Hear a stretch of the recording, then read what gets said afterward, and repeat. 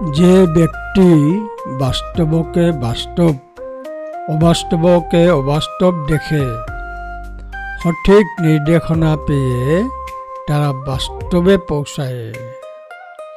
যে ব্যক্তি বাস্তবকে বাস্তব, অবাস্তবকে অবাস্তব দেখে সঠিক নির্দেশনা পেয়ে তারা বাস্তবে পৌঁছায়। ধম্মপদ 12।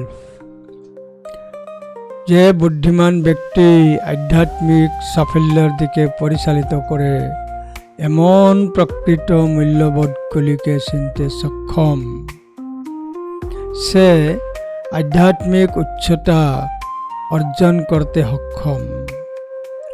এই ধরনের ব্যক্তি সঠিক মূল্যবোধে পূর্ণ।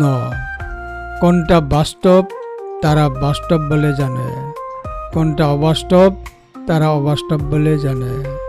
চিন্তার ময়দানে বিচরণ করতে করতে তারা সঠিক হয়ে বাস্তবে পৌঁছায়।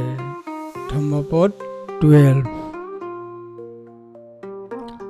সারাংশ সারত ন্যাট্টা, সারাংশ সারত ন্যাট্টা, অসারাংশ অসারত, অসারাংশ অসারত।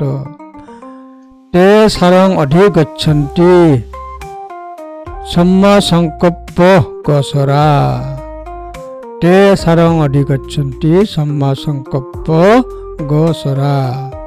ধম্মপদ 12।